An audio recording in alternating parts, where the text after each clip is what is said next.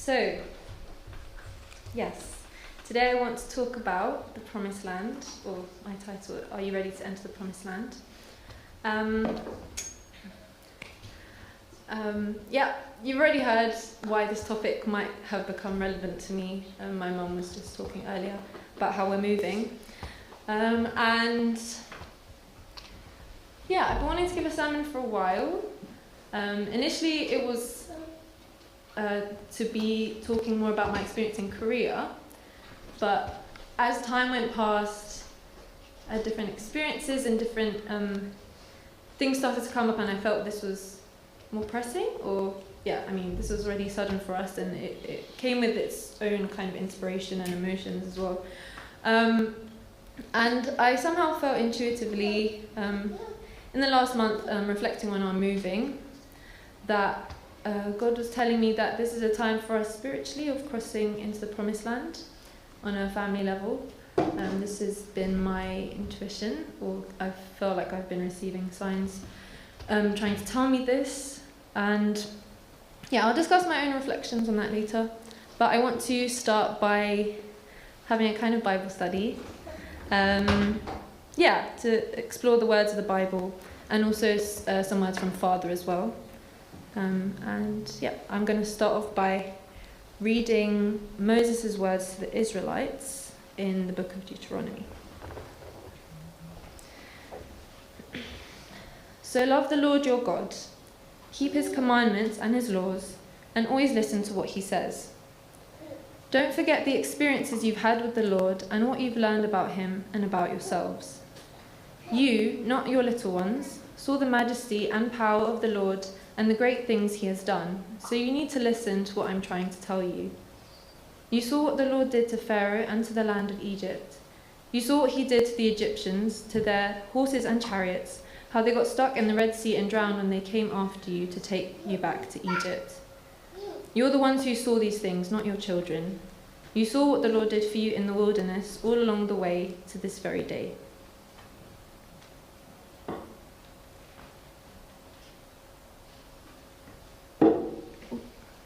Alright, so I think the first thing to consider from this general story of Israelites crossing into the Promised Land is the wilderness and its meaning.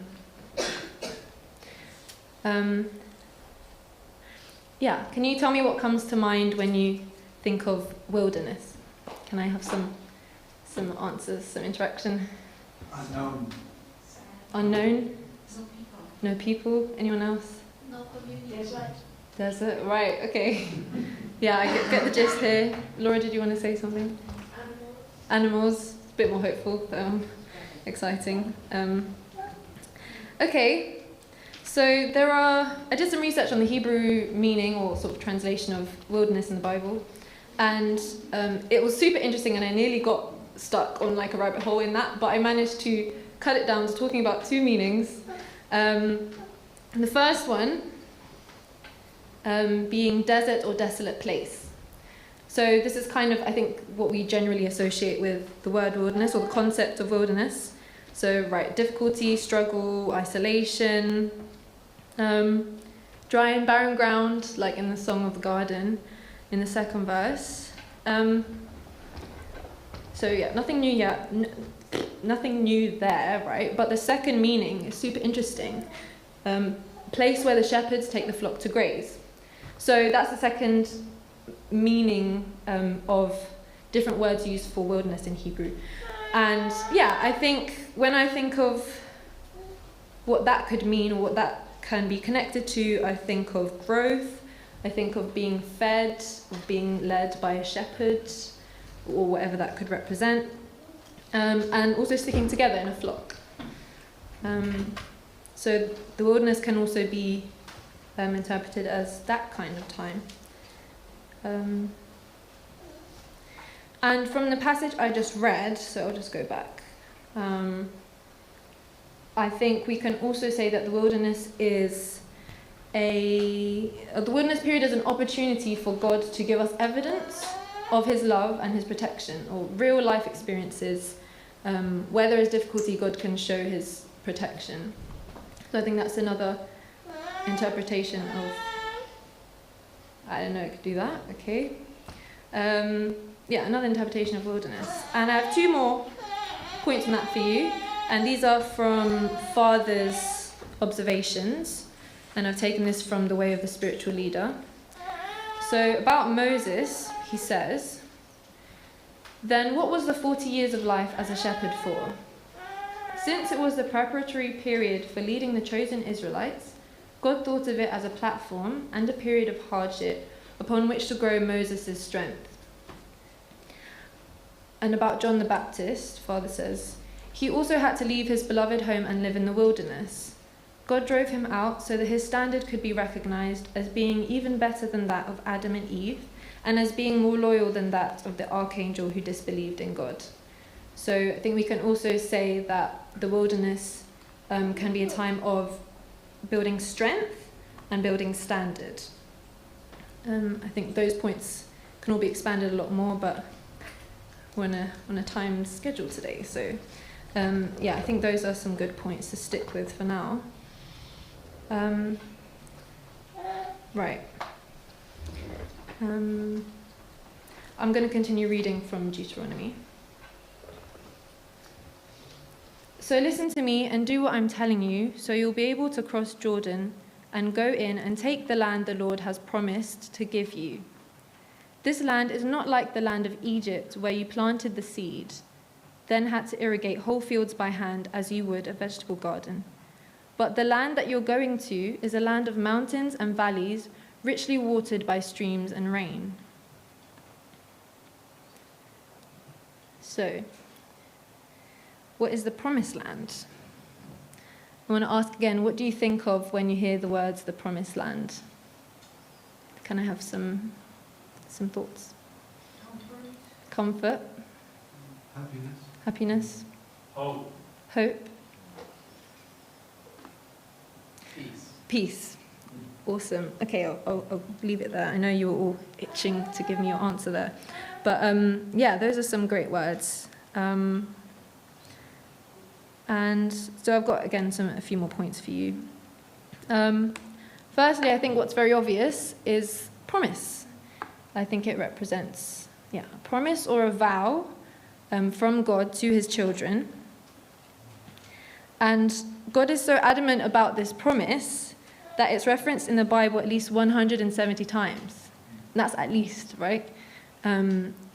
Continuously reminding his children, this is the land that you're going to inherit. This is the land that I've given you. This is the land that you will take throughout the Bible. And the impression I get from that is that God is eagerly or excitedly waiting to fulfill his promise to his children. Next point, you might have heard of the promised land being referred to as the land of milk and honey. So another thing we can say about the promised land is that it's meant to be a place of beauty, fruitfulness, and abundance.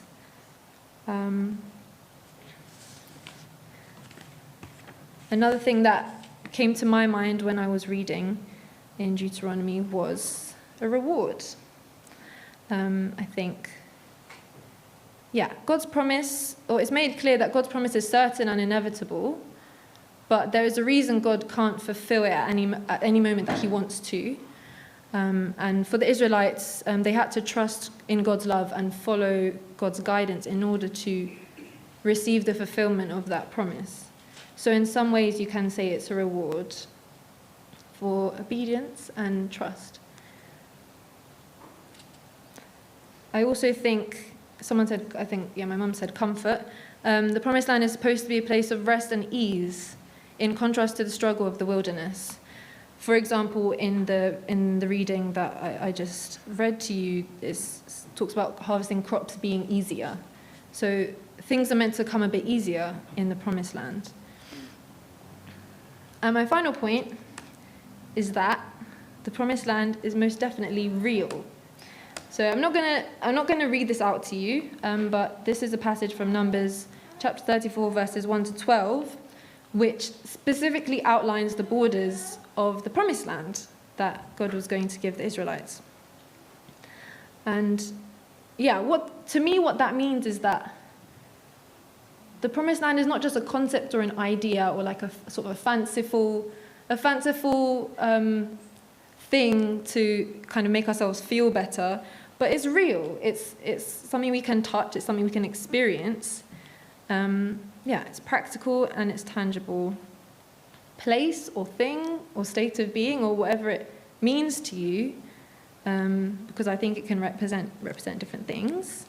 So ultimately something that remains an idea or a thought cannot be the promised land. That cannot be the promise because it has to inevitably come to pass and become a reality. So that's quite encouraging to me. Yeah, I'm sorry about that. Every time I put a better photo in the PowerPoint and it just showed up blurry. Yeah, you've got technology to thank for that. But anyways, the proof is there. There's a map. You can probably Google it, right? Promised Land, Bible verse, Numbers 34. And you can see that map, which outlines specifically those borders. So,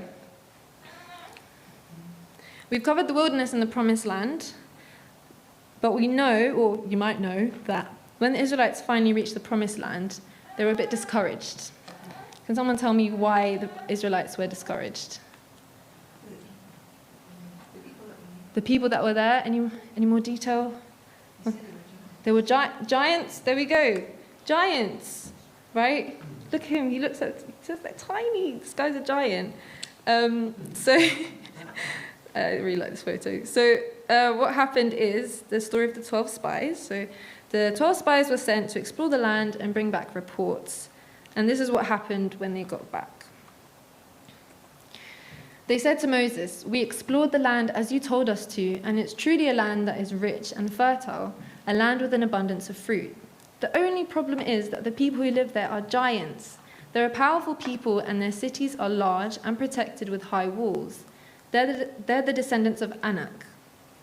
This report scared the children of Israel, and they started complaining and criticizing Moses for taking them out of Egypt. Then Caleb and Joshua, 2 of the 12 spies, called for silence and said to the people, "Let's not be afraid to go up and take the land. Look at what God can do. Look at what he's done already. With his help, we can do it." But the other 10 men said, "No, we can't take the land. They're much bigger and stronger than we are. We'll never do it." Then the 10 went among the people and frightened them even more with greatly exaggerated stories. So, I was reading this story, and what came to mind was cognitive biases. So I want to talk about 2 of these. These are kind of, you could call them mental errors or pitfalls in the way our brain operates, which can sometimes cause us to make inaccurate judgments. So the first one being the bandwagon effect. So the bandwagon effect is the tendency to believe things because many other people believe the same. And I'm sure you may have experienced this yourself, kind of feeling convinced by something because a lot of people are saying it. Well, it must be true, right? Everyone's saying it must be true. And I think we can see this pretty clearly here in this story. 10 out of 12 spies are saying the Israelites cannot take the promised land, that it will be too hard. And so you can see why this might be, a bit more believable to the Israelites, hearing this report. And the second cognitive bias is the confirmation bias. So this is the tendency to listen or to be more perceptive to information that confirms our existing beliefs. So I don't know about you, but I'm willing to bet that a lot of the Israelites already had doubts about the promised land, and that still more of them were continuing to dwell in their past in Egypt. And I think, this is just my opinion, you don't have to agree with me, but reading this story, it seems the Israelites, not only because of hearing 10 out of 12 spies say that it was such a dire situation, but it's like they were so quick to jump on it. It's just like what I've already thought, it's impossible, we can't enter the promised land. I knew it all along. Maybe some of them were thinking that. And so they were ready to believe that narrative because it supported how they already felt, supposedly. And in this state of mind, you can imagine it would not have been easy for them to hear what Caleb and Joshua had to say. And I think we can all relate to the Israelites here.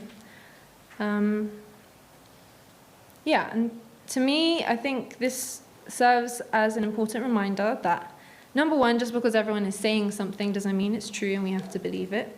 And two, when we hear information that we don't immediately agree with, instead of rejecting it, it might do us well to put opinions aside and consider it objectively with a bit more openness, as God could be trying to speak to us.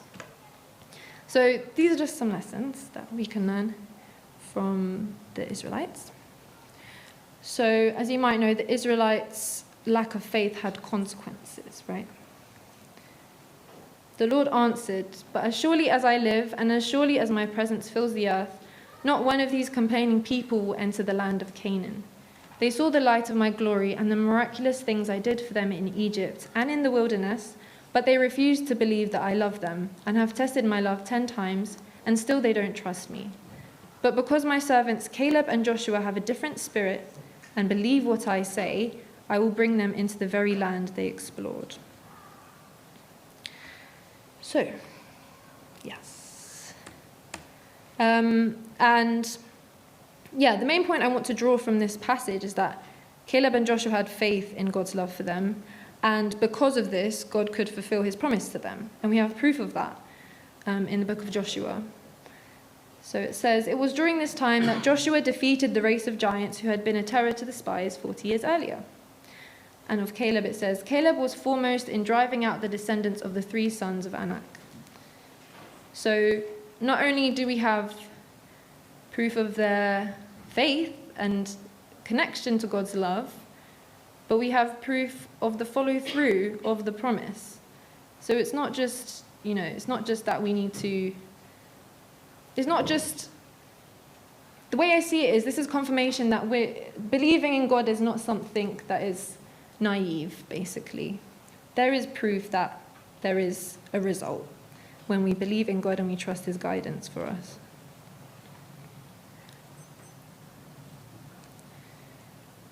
So, I want to end with some of my personal reflections and a final reading to close after that.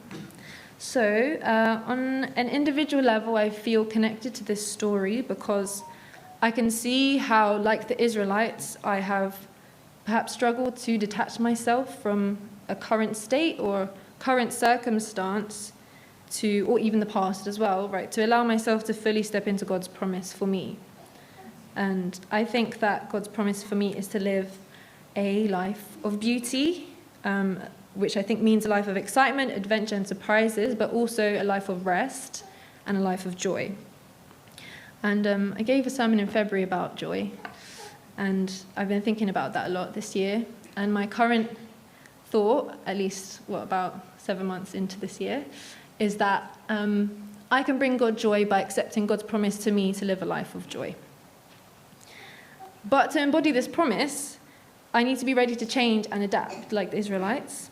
I need to be able to leave unhelpful beliefs and ideas behind, because no matter how much I think I want my promised land, I might not actually be ready for it, just like the Israelites. On a family level, I already mentioned about my intuition that I feel this is like a spiritual transition for our family, not just a physical one. And we've been in Watford for as long as I've been alive, which is 21 years. And specifically, we've been in our current house for 7 years. And I thought, these numbers sound a bit familiar, don't you think? I did a bit of research. And in the Divine Principle, it says, the period to complete the formation stage, the period to complete the growth stage, and the period to complete the completion stage are each periods which fulfill the number 7. In total, the entire growing period may be regarded as a period to fulfill the number 21.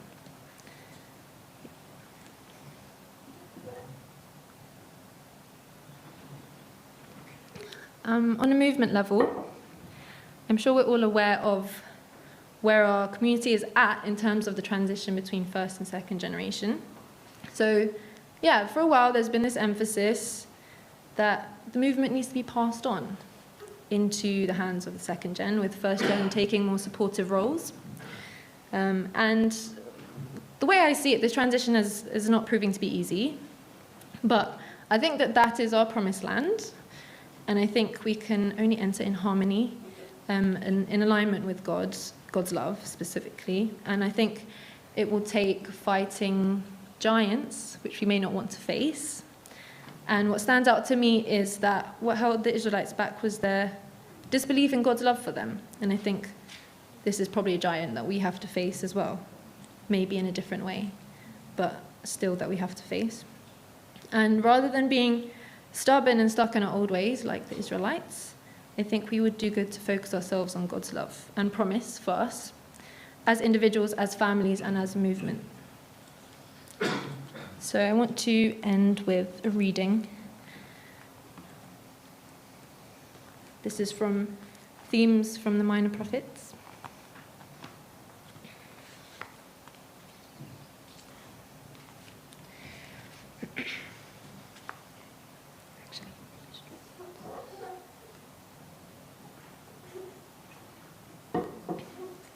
God's forgiveness. But this judgment is not God's last word to Israel or to Hosea. Judgment there would be, and plenty of it. Israel was to be stripped of her possessions, her crops, her religious festivities, and her land. Therefore I will take back my grain in its time, and my wine in its season, and I will take away my wool and my flax, which were to cover her nakedness. Now I will uncover her lewdness in the sight of her lovers, and no one shall rescue her out of my hand. And I will put an end to all her mirth, her feasts, her new moons, her Sabbaths, and all her appointed feasts. And I will lay waste her vines and her fig trees, of which she said, "These are my hire, which my lovers have given me." I will make them a forest, and the beasts of the field shall devour them. And I will punish her for the feast days of the Baals, which she burned, when she burned incense to them, and decked herself with her ring and jewelry, and went after her lovers and forgot me, says the Lord. That's from Hosea chapter 2, verse 9 to 13. But beyond the judgment lies forgiveness. God refused to give up his people and chose rather to draw them back to himself. Hosea's very language catches us by surprise. The announcement of judgment was so dour that we are not prepared for what God said next. Therefore, behold, I will allure her and bring her into the wilderness and speak tenderly to her. And there I will give her her vineyards and make the valley of Acre a door of hope. And there she shall answer as in the days of her youth, as at the time when she came out of the land of Egypt. That's Hosea chapter 2, 14 and 15. In other words, a new exodus is to take place. God will again meet his people in the desert and assure them of his love. God will turn the valley of Acre, where Israel had such trouble in the days of Achan, into a doorway of hope. More than that, he will wipe out the memory of the false lovers. And in that day, says the Lord, you will call me my husband, and no longer will you call me my Baal. For I will remove the names of the Baals from her mouth, and they shall be mentioned by name no more. And I will betroth you to me forever, and I will betroth you to me in righteousness and in justice, in steadfast love and in mercy. I will betroth you to me in faithfulness, and you shall know the Lord. Hosea chapter 2, 16, 17, 19, and 20. God will forgive, he will restore, he will bless. The true and living God will woo and win his people. When his love and grace are clearly seen, the Baals look cheap, tawdry, and impotent by comparison. Israel's new marriage, her return to fellowship, will bring a new day. God will reverse his previous judgments. Heaven and earth will combine at the command of God to bless the land. Scattered Israel will be replanted by God. Separated Israel will be reconciled to God. Alienated Israel will be refreshed by God's mercy. I would like to close with a prayer.